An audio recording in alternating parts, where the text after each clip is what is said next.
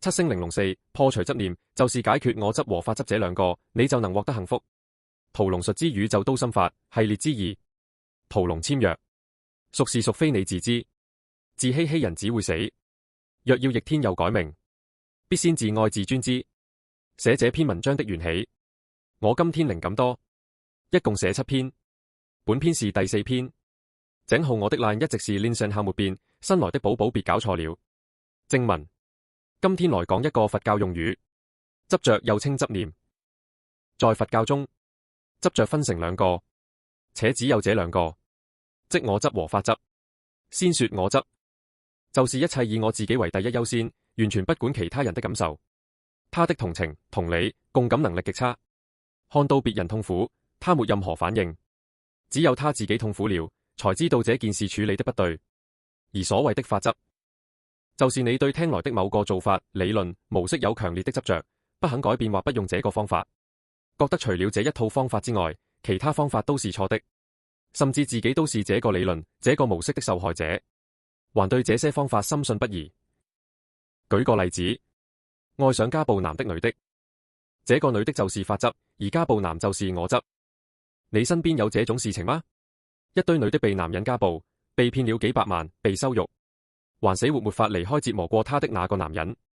為什麼？原因就是法執。這些受虐女，在她們生命中的某一時間聽了某個理論，例如能用愛感化一切，付出必定有收穫，真愛就該一輩子不放手，要寬容，要原諒，要忍耐，不能報復，離婚對小孩不好，要為大局着想等。然後這些受虐女就傻傻的信了，還一輩子信下去，所以遇到家暴男才會那麼受虐。而家暴男就是我執，就是過度沒有同理心、同情心。一個女的那麼悲慘了，她可以無視別人的悲慘，繼續虐待那個悲慘的人。解決方法，為什麼有人天天幸福的要命，而有人就是死活很命苦？就是他們有沒有我執法執造成的。遇到一件別人發生的事，多想想如果這件事情發生在我身上，那會怎樣？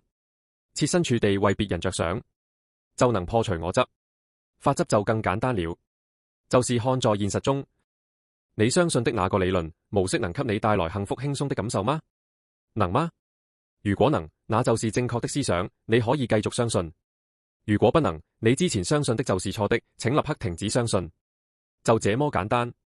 案例分享，我的親戚，我自己的親戚中就有一個這樣的愚蠢女人，就是我姑姑。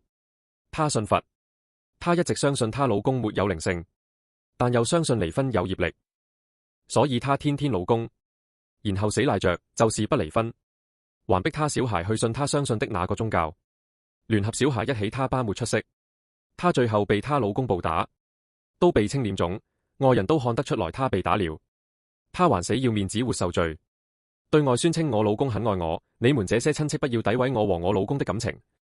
她老公受不她這個女人，就找小三，常年不回家，她還找我算命，以為是小三對她老公下降頭。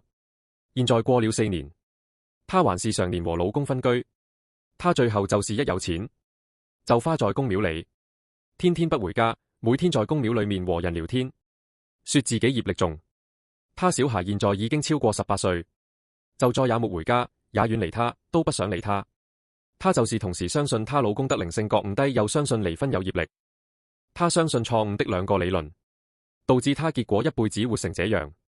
總結，記住，你越是重複相信什麼，什麼就越成真，越在你的生命中出現。你自己先要去相信一個對你不利的理論，就不要怪別人來害你。要想幸福，先破除自己的法執和我執。屠龍簽約，孰是孰非你自知，自欺欺人只會死。若要逆天改命作，必先自聰自尊知。屠龍解說震撼人心，要貼屠龍術。